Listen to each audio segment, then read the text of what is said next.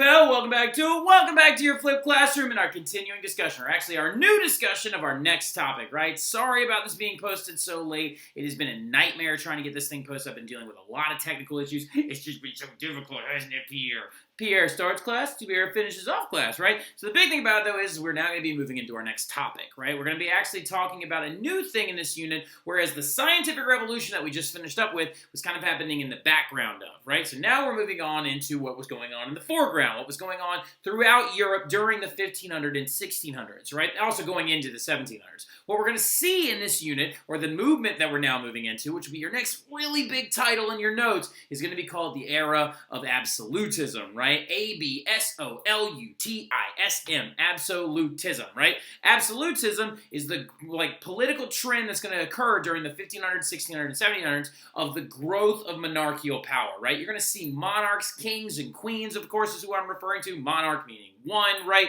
Actually, their power in Europe is going to grow to unprecedented levels, right? We are going to see kings, queens, ruling families, like people we've talked about in the past, like the Tudors of England. You could then also argue the Stuarts that come after them, the Bourbons later on, that of course the famous Bourbon Street is named after, are going to be monarch families that are going to lead over countries like France, Spain, and then eventually some other places too, like the Holy Roman Empire that we'll talk about a little bit later on. And their power is going to get so big that it'll be unchecked, right? That they'll be able to do whatever they want to do. If they say off with your head, it's off with your head, Pierre. If they say it's time to have supper, it's time to have supper, Pierre. The thing about it, though, is we're going to be talking about what causes this transition into the growth of these kings and queens' power that's going to make it so big, and how also their power is going to get so large that it will lead to things like war, and then later on revolutions, right? But we'll talk about that stuff in this flip that we're going to use from last year that's really, really good, that I recorded, that I'm very, very proud of, and we'll talk about that and see y'all tomorrow, right? Y'all have a good one. So the thing about it that we need to understand is what is absolutism, right? When you're talking about absolutism, you have to first start off by the fact that you need to define what that concept is, right? So absolutism is a little bit of an abstract thing. It's something that you've probably never encountered before. It's a word that you've probably never had to define before. It's a word that you've probably never had to know because it's something that's based mostly in European politics, right? Like circa 1600, right? Right around the areas of like 1600 up to the 1700s is when absolutism truly took off. Well, unless you're in Russia, and then actually took place in the 17s mostly than anything else, right? Well, also you could argue the 16s as well with Ivan the Terrible, but we'll talk about all that stuff a little bit later on.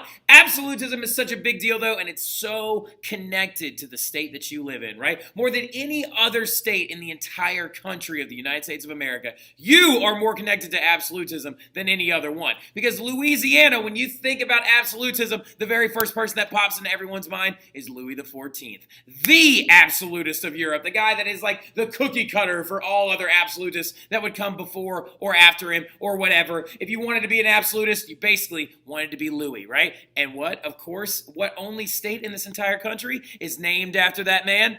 Louisiana, right? Named after Louis XIV, the premier absolutist of Europe, right? The premier absolutist of France. Now, when we're looking at it, what this word means, right? Absolutism in general is a term to use to describe an all-powerful monarch, right? A monarch that has complete and utter control over everything. Now, some of y'all are going to immediately ask the question, well, what's the difference between an absolutist and a dictator, right? Well, the big difference between it is actually that dictators usually rise to power through the military, right? I.e. Roman dictators, right? The Roman dictator was brought in during a time of war. That's how they come to power. Whereas these guys, absolutist monarchs, are actually more hereditary rulers, right? They were put in power because of the family that they were born to. Their parents came before them and stuff like that and placed them on the actual throne. Now, the thing about it that you also need to understand is that absolutism hinges on the idea that the all-powerful monarch has power over the church, over the nobility, and over every other ruling body in general. Whatever they say goes, right? If it's off with their head, it's off with their head. If it's Taco Tuesday forever, it's Taco Tuesday forever, all right? Absolutists hold complete sway and do not have anybody that goes against their authority whatsoever, right? You have to understand the big thing about it, though, when you're looking at everything else, is that this is a major trend in Europe, and it's going to completely affect everything going forward because these absolutists are going to get a little arrogant, a little cocky. They're going to start taking rights away from people. Then the Enlightenment's going to happen. Then we're going to have revolutions on our hands, right? So the thing about it, though, is now that we know what absolutism is, this entire time period where all these European countries are being ruled by these really, really strong, powerful monarchs, we got to ask the question, why now? Why in the 1600s? Because as far as you've ever been told by, like Life or History or the Disney Channel, is that like kings and queens have always had ultimate power. In your mind, when you think of a king or a queen, you think of a strong central ruling body that is not checked by anyone, right? But of course, the thing about it is it didn't really take hold until the 1600s, right? Up until the 1600s, king's power was pretty limited, actually. Monarchs didn't have as much power as the nobles nor the church. So why now? Why the 1600s? Well, a lot of it has to do with several different factors, but one big one is feudalism is beginning to die, right? Feudalism in Western Europe in particular is starting to die off, right? And since that's occurring, the nobles are losing some power, right? And that's giving more power to the monarchs themselves. Feudalism is beginning to decline after exploration because of the massive influx of goods, products, and things coming in from the colonies and also over the Atlantic Ocean, coming from places like North and South America, sugarcane, potatoes, pumpkins, turkeys, all these different items that are now coming in through the ports. You didn't need as many people to actually sit there and farm wheat or grains on these actual like feudal lands with these nobles and stuff like that. You didn't need hordes of people farming wheat and stuff like that because you had greater access to foodstuffs and other different wares, right? So now that we have a transatlantic trade network popping up, the Columbian Exchange is bringing all these goods in,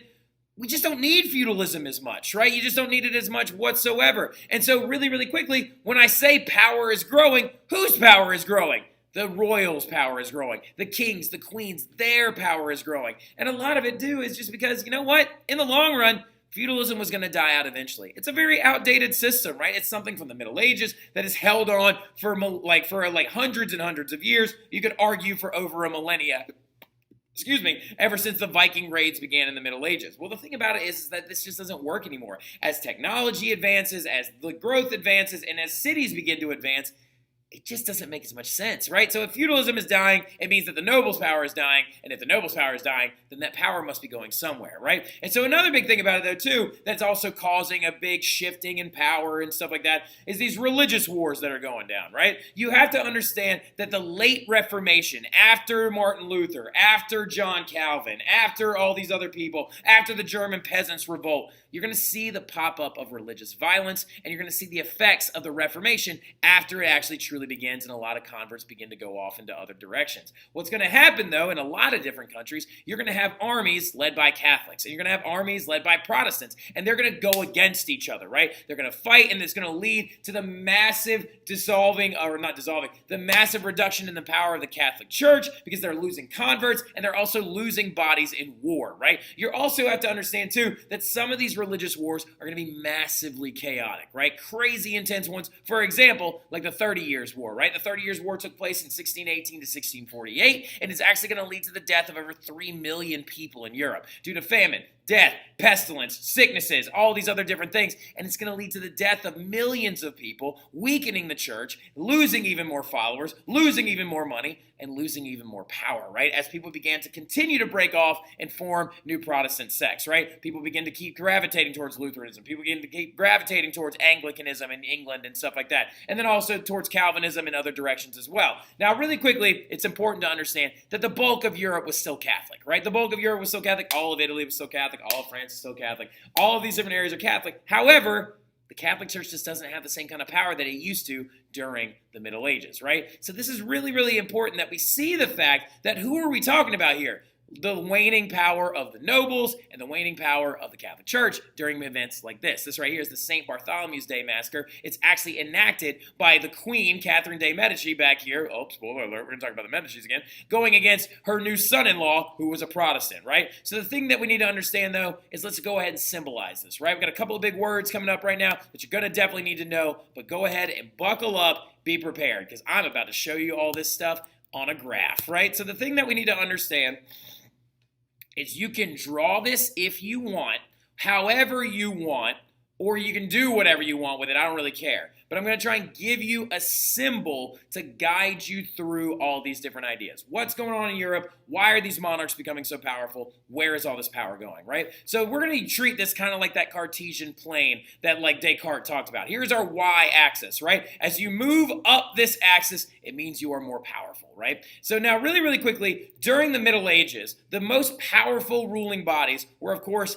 3 different people. You had the church, you had the nobility, and you had the monarchs, right? But as you can see, the church was very, very powerful, and the nobles were very, very powerful. Why? Because the church actually ran your entire religious life. It demanded a tithe and a tax from you. It could wage war. It could do all these different things. And it actually carried so much political authority because they could actually dictate the direction of politics. They had papal suprematic power. They actually could sell indulgences. They could do all these different things. And they were wildly wealthy during the Middle Ages going into the Renaissance, right? So the church was extremely powerful. Then you had the nobility who owned a massive amount of land. And also the serfs were bound to that land by a contract, right? Most people lived on their lands or in conjunction with their lands as well. So they controlled most daily aspects of your life, right? But then you got down here, the monarchs. Notice really quickly, out of these three ruling bodies during the Middle Ages, the monarchs were the weakest of the three. Why is that, though? Why were the monarchs, out of everybody, the thing that Disney told you was really, really powerful, the weakest? Well, a lot of it has to do with limitations that monarchs had on them in the Middle Ages, mostly due to things like technology, right? So the thing about it that you need to understand is that monarchs had limited amounts of technology that even gave them the ability to rule efficiently or even claim as much power as they wanted to during the Middle Ages. Most people they were ruling over during the Middle Ages couldn't read and write. Most of them were dependent on the church or their nobles for their everyday life ideas, right? So the thing you need to understand is they also didn't even have roads. That's what infrastructure means. They didn't have complex roads that went to every single person's home. They didn't know where everyone in their country lived. They had no way of keeping track of them. Also, they lacked technology. Like there wasn't even sophisticated postal services yet during the Middle Ages. So how could you even collect taxes efficiently? Also, the military. This is big. Notice all the stars that I have next to it. Whenever a monarch wanted to wage war during the Middle Ages, they actually had to call up the nobles, right? They had to call up the nobles and say, hey, we want to go to war with France. Send me your armies. Bring with you an army. And they would mush all the nobles' armies together and they would march off towards war. But what if that noble doesn't like you? Can he just not show up?